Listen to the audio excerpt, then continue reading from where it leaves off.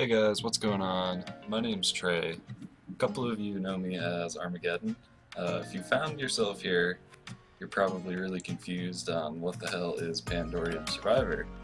So that's kind of why I've made these videos, kind of help out some people that have no idea what the hell's going on. This game's very confusing for people that have never picked up anything like it, the new to StarCraft 2, just anything along those lines. So pretty much here, we're just starting with the lobby. All this stuff over here you won't be able to mess with originally when you just play, because this is a private lobby. I'll be able to change it if I want to. But for now, we don't have to worry about that kind of stuff. So we're just going to stick to the very basic things in this video. Kind of selecting your class, what everything means, what your role is, pretty much just kind of that. So first of all, the best beginner classes that you can pick up are going to be Gunner, Medic, and depending on what you like to play, maybe a Scout or a Heavy. Everything else requires a lot of knowledge about the map to play itself, so if you're completely new to the game, you just have like 1 or 2 games picked up, I would definitely just go with Gunner or Medic personally. A nice thing about it that the game creator put in is like if you hover over everything, it kind of has a little description over it. So if you're ever confused, you're wondering, hey, I want to try out something, like, hey, I feel like trying out a demo. So it's like, oh, I just go over here. It says it's explosive specialist trained in demolition, blowing up nests. So it basically does a pretty good job of describing it, but I'm going to go in a little bit deeper detail just for those that are still confused on what each class does exactly. So your Gunner is going to be your most well-rounded escort, and Gunner is actually one of the most underrated classes in this game. They're really useful in almost every situation. Like, you can have, for instance, the power go out in this game, the lights will turn off, and your vision will be reduced, and the Gunner can throw flares to support your team or even just himself around the map, which will allow you to navigate safely without, coming into any unseen surprises. The Gunner also has ammo augmentations. He has access to armor piercing, explosive, incendiary, and I might be forgetting one, but I think that's all I can remember right now. Anyways, armor piercing is just like it sounds. It deals more damage to heavily armored units. Incendiary ammo will burn a target over time. And explosive will deal AoE damage to anything around it. These are very good. You can instantly cast them on allies or time cast them on yourself. Only cast them on yourself if you're in like a very safe situation. The ammos are really underrated, and honestly, if you're with a really good gunner and he sees you have a good weapon out, like a Gatling gun for example, and he can throw armor piercing on it and you'll just shred through anything in your way. Gunner is a very good class, and I would highly recommend it for beginners. The other class I would recommend for beginners is Medic. Medic is pretty much just like it sounds, not too difficult. Pretty much your job as a medic when you start on the map is going to be go around, look for med kits, things like that. You're gonna have an interface on the left side of your screen that's gonna show all your allies' health. If they're dying, it's gonna show how long they have until they bleed out and you can't revive them anymore. So that's kind of a useful thing that the medic has, to be able to walk around the map really without talking to the team, which is kind of helpful in this game, especially because while communication is important, it's also important to pay attention to your surroundings so that nothing kind of screws with you while you're not looking, which happens to us all the time. So yeah, that's your basic job as medic. You just go around, heal, get med kits, and revive people. You just keep the team going. You keep everyone in line. You're also kind of like a little therapist for people that need a little help because they get a little scared in situations. So it's a fun role and definitely beginner friendly, so I would try it out. Next we'll do engineer, just because a lot of people seem to like engineer for whatever reason when they're new. They think, hey, I'm gonna build like cool bases, stuff like that. The thing with engineer is you have to have a lot of map knowledge and how things spawn and where you can place things and placement directions and things like that in order to actually be able to use it effectively. So the engineer is probably one of the last classes that I would ever want to pick as a beginner. Um, Really quickly, if you decide you want to pick up the engineer anyway, uh, the things you should know about the engineer is the supply crates will only spawn or will have a maximum distance that you can set them from each other. I'm sorry, a minimum distance you can set them from each other. So you can only set the supply crates, I think it's something like 20 spaces apart, and nothing in between there, because otherwise you could just set them right next to each other, and you could just camp one corner of the map and never run out of supply and just keep building turrets and eventually just win the game, even though that would take forever. It would still be a legitimate strategy. So the way that the map creator kind of balances that out is he makes you set the caches a certain distance from each other. Now this applies to turrets as well. So whenever you're placing a turret, not only do you have to be conscious of where the enemies are coming from on the map, because the turret can only rotate a set number of degrees, and on top of that, uh, the turrets can hit allies, of course, just like any other weapon in the game. But we can get into that later. So, like I was saying, the turrets also have a maximum that you can set on the map at one time, and also a maximum in an area. I believe it's 8. I'm not too sure on that, so don't quote me. And I think it's about 3 spaces apart from each other on the turrets. So you can just barely, if you're good at the placements, you can squeeze 3 turrets in tight hallways where it's needed. But definitely don't pick really just don't pick up engineer if you're a beginner. You're not gonna have any fun. Your turrets are gonna do nothing. You're gonna be like, what the hell is going on? So I would definitely stray away from that. Next we'll go into demo or demolitionist. Um, Demo, as I already said, its role is blowing up nests, and nests are these things that spawn on the map that uh, it's very at first they spawn lots and lots of enemies, and it's really bad because, as you can imagine, it'll crowd up portions of the map that just make it honestly impossible to get past certain areas if they're just ignored for too long. So the demo is also one of the really highly underrated classes. It's a lot of fun. You get to throw nukes at things. You get to set stuff on fire, blow stuff up. It's a really up in your face class, just like the heavy. Demo. The other things it's good for is burning cocoons. Cocoons are like little, I guess you'd call them mini nests that just kind of sit on the side of the map undisturbed. And unless you disturb them, they're not gonna what we call pop or release the units inside them. And it's really useful to go around blowing those up for your team, especially in like highly crowded areas where people need to get past certain like choke points and things like that. So that's also another really underrated class. You don't see a lot of it played. You'll see maybe like one demo a game, but it's really necessary unless your team just all has flamethrowers on there. But if you're playing with those kind of people, they're all pros and they can help you out anyways. So next we'll go into heavy. The heavy is also just like it sounds. Pretty much your job as a heavy is to just be this huge, unmovable, badass tank that just draws tons of aggro. You have the highest aggro out of any unit in the game, right above an agent slightly, without stealth. Which is surprising, by the way, because you wouldn't think an agent would have the highest aggro, but it does right under a heavy.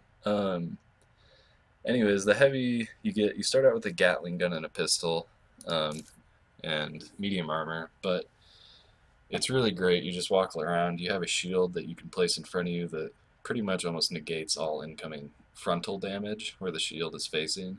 So it's a really fun class. It's a little slow at first because it's one of the slower classes, if not the slowest in the game, right next to engineer. So until you get light armor, if you like fast classes, the heavy probably isn't for you, but if you like full frontal combat and just mowing down tons of people, I'd definitely try out the heavy.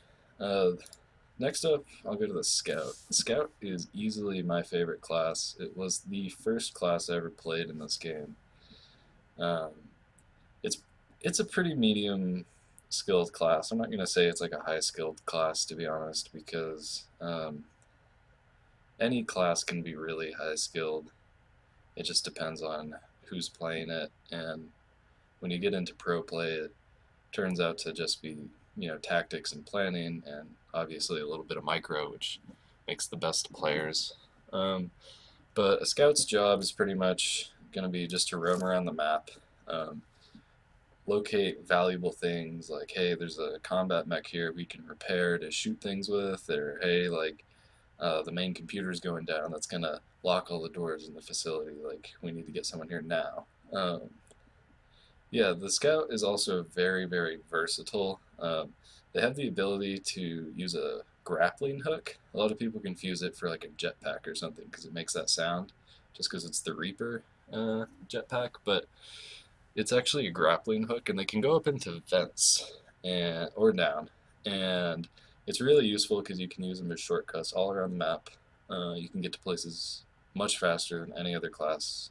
Um, it's really a fun it's really a fun class. I just like it a lot because it has very high kiting potential and very high micro potential, obviously. So um, it's really unfortunately the grenade launcher just got nerfed a little bit ago, so it's kind of impossible to solo with a scout now, at least on very hard difficulties. But the scout is probably it's also a really underrated class. You need it to quickly get in between objectives that your team wouldn't be able to do safely, and it also has scanner drones, which are super useful. They're basically like mini sensor towers that you can set the distance they travel, and they travel back and forth on like a patrol path and reveal all the not reveal but give like a little indicator of where the enemy units are.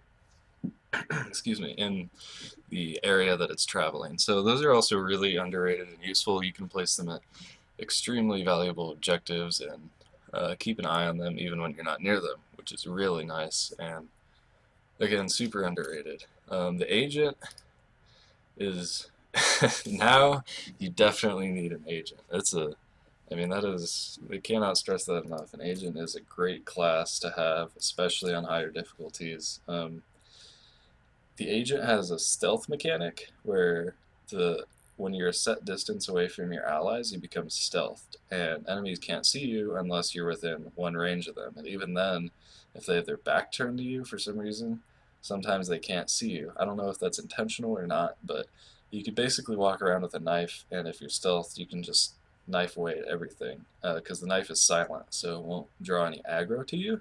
So the knife, it's like a super fun class if you just like lurking in the shadows, just roaming around killing stuff. But the agent's main job is to pretty much get supplies from anywhere on the map that he can find, because he has not only does he have a supply range indicator which reveals pretty much like a fourth of the map that constantly follows him, but he also is the only unit in the game that can send supplies to your allies globally. And when I say globally, I mean not next to your allies, because the way it is currently, you have to be standing next to your allies and press T to give them 10 supplies, but the agent has an interface in which they can send 10 at a time to any player that they see fit, which is just like the medic because they can constantly see the amount of supplies that a player has on the left side of the screen. Super, super useful now, especially since you can't just ask for supplies from people anymore unless they're right next to you. Agent is going to be like, you only really need one or not even two of them. You only really need one of them, just like a scout, but you definitely need it if you're going to try and actually have a successful game. Yeah, but those are the basic classes. That's all I really wanted to cover in this video. The game modes are beginner and pro. The difference between beginner and pro is that beginner allows you to respawn, it's not nearly as hard, and when you're on beginner, you can't use any equipment or guns or anything like that that you have unlocked. So each class gets its own experience. So it's kind of like Call of Duty. You level up, you get weapons and perks and things like that. And if you're on beginner mode, you don't have access to any of those because it's saying, hey, you're not even challenging yourself. What are you doing? Come on.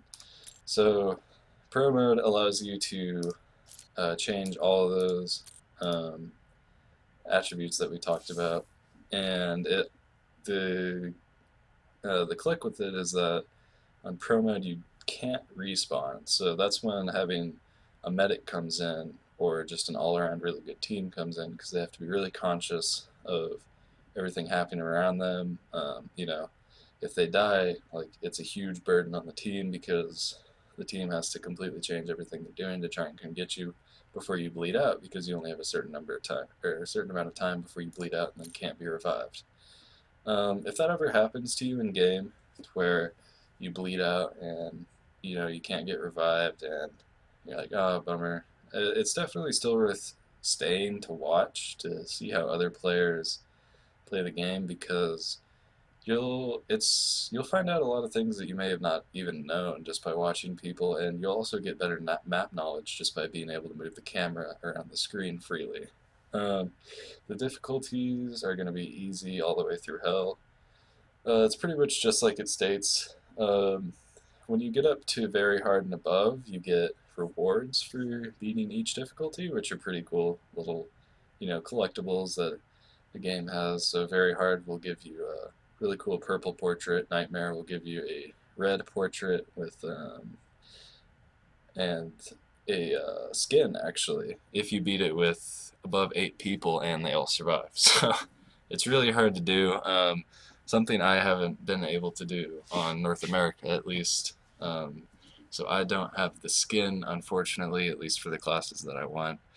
Um, Hell mode, I wouldn't even try that. It's just ridiculous. So, yeah, but you do get a cool orange icon for it, so I guess that's worth it if you beat it. That's pretty much all I wanted to cover in this video. Oh, I guess one last thing. Um, Before you start, uh, you're going to randomly spawn in any location on the map if you just leave the team set up like this, one person in each team. I'll just add an AI so that you can see for reference here. This is pretty much how it's going to work. Um, if you group yourself with another person or, however many people you want, you'll spawn with them. So this is actually really useful for things like making teams, like you can have a demolitionist, a gunner to escort in, and like maybe a medic to heal too, and just so they spawn together and they're all safe right from the start.